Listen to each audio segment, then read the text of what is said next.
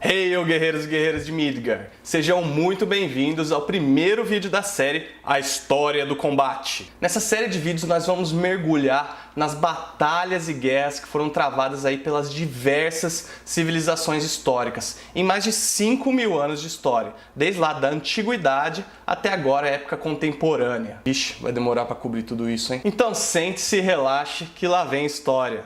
Toca os tambores de guerra!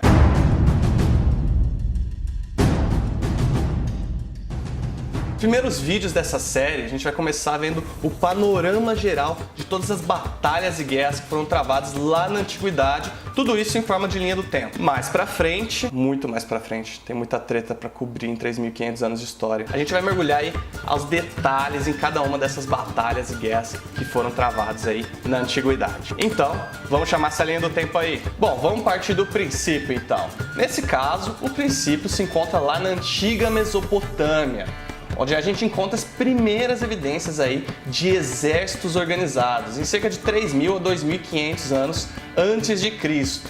A civilização por trás desses exércitos é a Suméria. Mas quem que eram os sumérios? Bom, se as aulas de história não me falham, os sumérios eram os habitantes ou as pessoas naturais da Suméria, sul da Mesopotâmia, onde atualmente se localiza o Iraque e o Kuwait. Mentira, gente, acabei de tacar isso no Google. Bom, acredita-se que a Suméria teria sido uma das primeiras civilizações a se desenvolver nessa região, localizada lá entre os rios Tigre e Eufrates. Uma das realizações mais importantes dessa civilização é a invenção e a utilização da escrita, aquela forma bem primitiva de escrita que basicamente consiste de riscos curvos, a escrita cuneiforme. Olha, isso lembrei de cabeça, hein? Só para constar. Bom, partindo para a próxima civilização a ocupar a Mesopotâmia, Sargão da Acádia, rei dos acadianos, construiu um império conquistando a Mesopotâmia e colocando os acadianos no controle da região. O próximo império a ocupar a Mesopotâmia são os babilônios, ou terrinha assombrada por guerra que é o Oriente Médio, hein? Desde lá da antiguidade até hoje, o lugar não vê paz. Avançando para 1760 a.C., Hammurabi cria o Império Babilônio na Mesopotâmia. Lembram do Hammurabi? Aquele cara que criou aquele código que impôs leis super tranquilas, como olho por olho, dente por dente. Avançando um pouco mais para 1700 a.C., carruagens de guerra puxadas por cavalos são introduzidas no Oriente Médio pelos pastores da Ásia Central. Não confunda com a raça de cachorro, a gente está falando daquela galera que pastoreava animais. No caso aí, cavalos.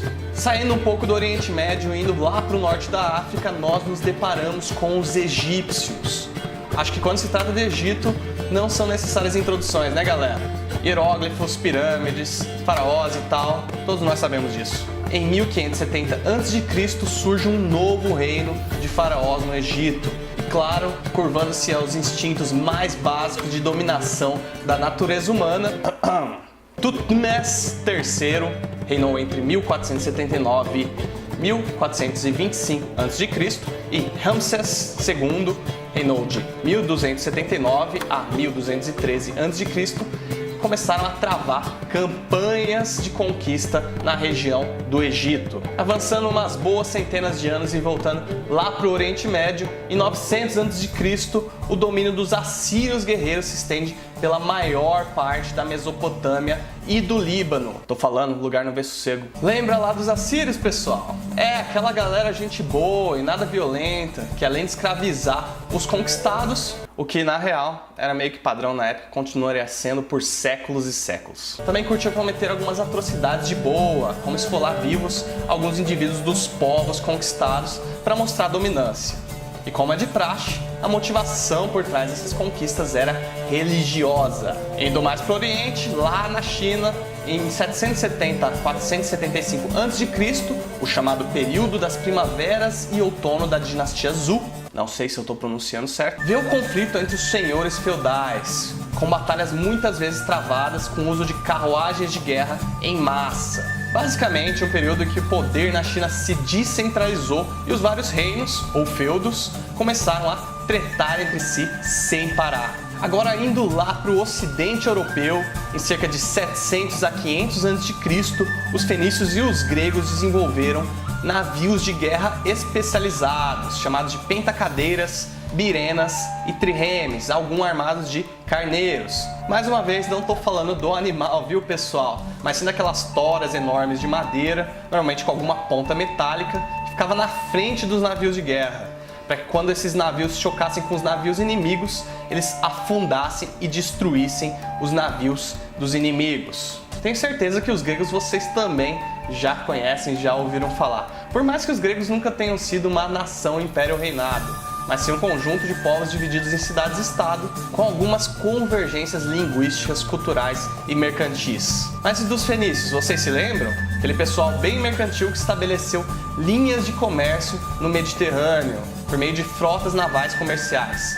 Ou seja, eram grandes navegadores e, por isso, não é surpresa que também desenvolveram embarcações para o uso militar. Bom, voltando lá para a galera super gente boa da Síria, em cerca de 668 a 627 a.C., sob a liderança de Assurbanipal, é assim que se pronuncia, o Império Assírio atinge sua maior extensão. Em 605 a.C., o Império Assírio é destruído e o Império Neobabilônico floresce em seu lugar. O Império Neobabilônico foi criado pelos caldeus. Um dos governantes mais importantes dos caldeus foi Nabucodonosor II, que tentou restaurar o Código de Hammurabi e reconstruiu a cidade da Babilônia. Novamente, a Mesopotâmia vê uma mudança de poder, quando lá em 559 a 539 a.C., Ciro, o Grande, funda o Império Aquemênida na Pérsia e conquista a Babilônia. Meu Deus, como fazer esse vídeo deu trabalho. Bom, nós chegamos ao fim da história que eu tinha para contar aqui nesse vídeo. Espero muito que vocês tenham gostado. Se vocês gostaram, por favor, dá um curtir aqui embaixo do vídeo. Qualquer incentivo é muito importante, especialmente aqui no começo desse canal. E claro, se você quer continuar acompanhando essa série de vídeos, se inscreve aqui no canal. Aí não deixa de baixar o meu e-book, A Arte do Combate. É um guia magnífico ilustrado de armamentos e armaduras históricos. Tenho certeza que você vai gostar. A gente se vê logo, um forte abraço e até mais!